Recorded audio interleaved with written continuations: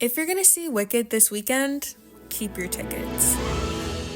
So I saw Wicked last night. It's definitely a fun and commercial event. Wicked was adapted from the Broadway stage musical that debuted in 2003. It's a prequel to The Wizard of Oz, originally starring Idina Menzel and Kristen Chenoweth, who, to my surprise, made a cameo and sang in the movie.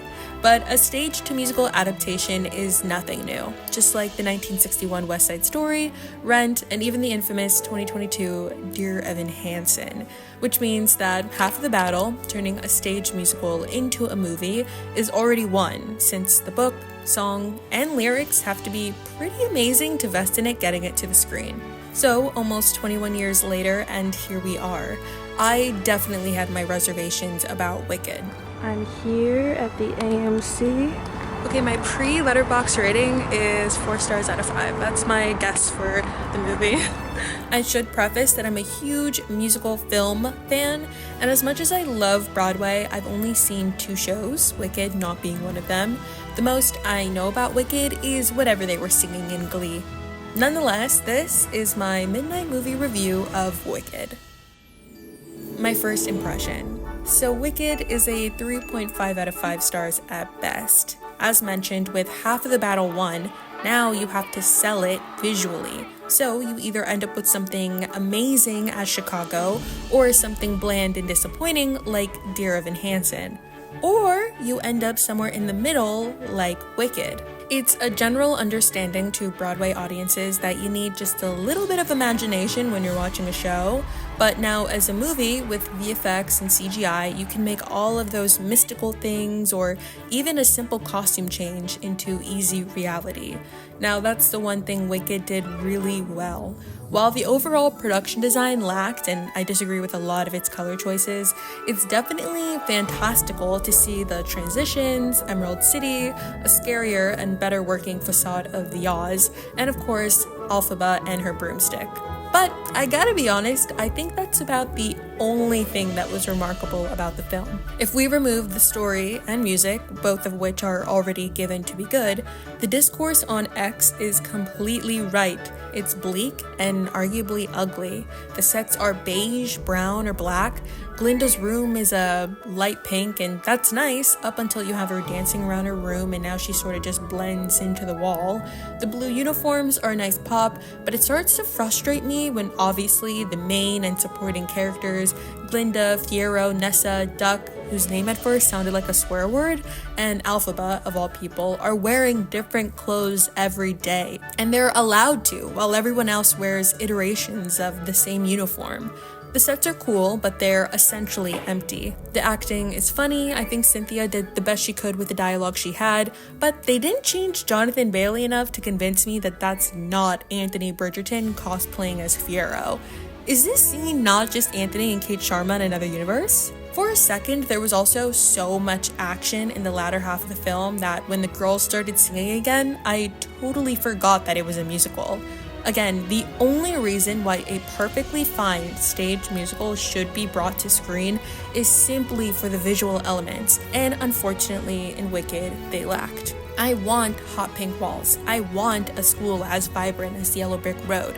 I want intention behind the colors of the costumes, like here in La La Land. Primary colors for primary characters, and it simply didn't give.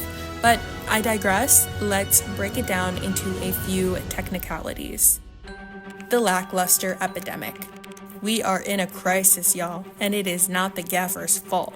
Films are simply looking gray and ugly, gray and ugly, gray and ugly.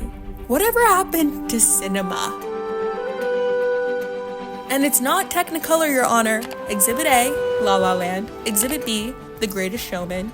If there was any chance to silence the X discourse, it would have been with the Emerald City, a new place far away from the low-contrast Shiz University, but alas, it also falls flat.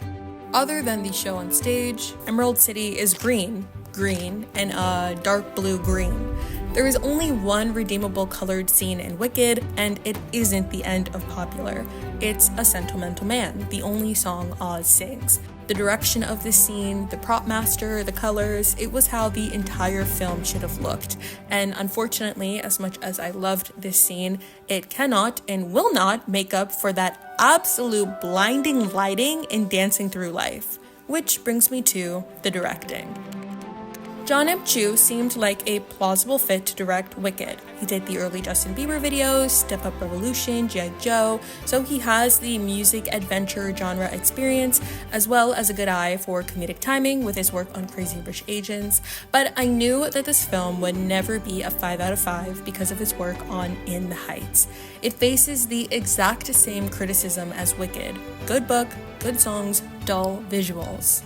I was excited for a minute. I thought the split screen during What Is This Feeling was cool, but other than that and the A Sentimental Man number, the most apparent critique to his direction is his inability to block a scene. I don't think he's quite figured out yet how to properly fill space in all planes of composition, and his lack of level awareness to me is his biggest fault. I know it seems incredibly minute, but I'm going to compare a few scenes from different movie musicals for you. Let's take In the Heights opening number. Then Steven Spielberg's West Side Story, America number, and Rent's opening number. It's no given Steven Spielberg knows how to fill a scene, otherwise known as mise en scène. Looking at In the Heights, it's obviously more dull than the others. I get that it's realistic, but when we get unrealistic, dancing throughout the street, there's a huge visual difference. First, it's obviously the lack of color-coordinated costumes. They're in casual, muted colors against a muted block and a blown-out sky. Rent at least had a lot of contrast in their shot, a lot of long coats, and someone to stand out in the foreground wearing a red jacket. West Side Story is a given. It's warm costumes, but it's also subtly contrasted with a complementary color, blue. Which now brings us to the production design. There's a blue car, a blue sign, a blue billboard, a visibly blue sky, and if you didn't see it also in Rent, there's a sneaky blue car in the wealth of warm tones. But even on top of the production design and props, it comes back to the blocking and levels. With this shot in West Side Story, the top of the background is filled compared to this. There's tall clothing racks to fill the sides compared to this. There's movement and shadows in the dead space, and even without that, a fuller crowd and a distinguishable background compared to this. In Rent, we've got people from top, bottom, left, right. There's fire in the background coming from front left, middle right. We've got every level in this shot standing on cars, someone to fill the bottom left gap, and In the Heights, well, this is it. We've got just a crowd of people in an intersection with no cars. The street had obviously been closed for filming since 3 to 4 blocks worth are completely desolate. There's fire escapes in the shot with no one on them, nothing hanging from them, so to no surprise, Wicked looked like this, and it's not even balanced. I can't blame all of this on Jon, though. He brought back choreographer Christopher Scott from In the Heights to choreograph Wicked. I'm not going to act like I know dance terminology, but the best way to describe it is that the choreography seemed rather modern and hip-hop inspired, which works for In the Heights, but not for Wicked. A lot of the movements seem constricting to the body rather than taking up headroom or elongating, and the constriction also doesn't help when all of the colors blend together, which leads me to my final offense, the art direction. I've said my piece about the production design. The set builds are incredible, okay? Like, I cannot discredit that. It doesn't make up for the fact that they're bland and they're empty. I get it. It's Wicked, it's pink, it's green, but that's already a given. It's just so hard to give credit to any out-of-the-box art choices when you compare it to its predecessor, The Wizard of Oz, from 80 years ago. Look at their sets versus now. There's nothing new presented, and it's arguably more dull. Even the costumes, which again, lost opportunities. The premise of Wicked Part 1 reminded me a lot about the Hunger Games prequel, The Ballad of Songbirds and Snakes.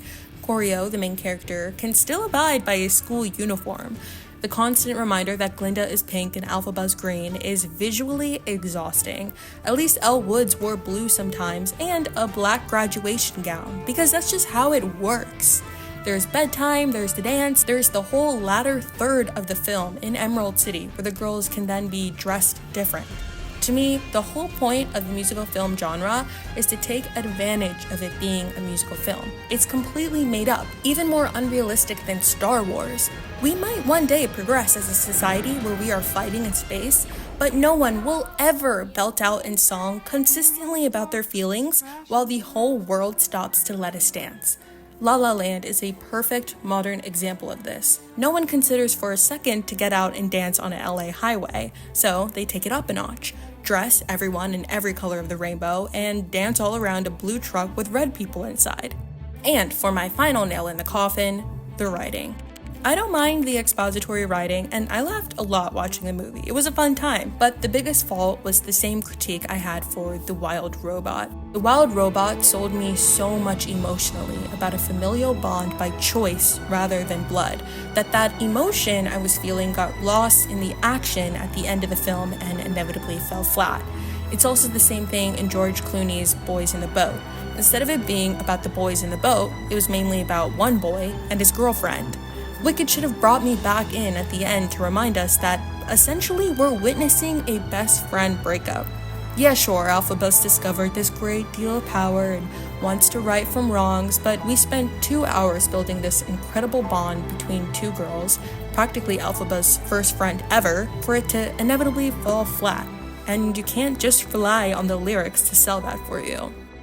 So now, my closing argument. Wicked's premise, music, and lyrics are all straight 5 out of 5s. While it's perfectly casted, and again, I had so much fun, the lackluster visuals brought it down to 3.5 stars. So, the jury is in. Should you see it? Definitely.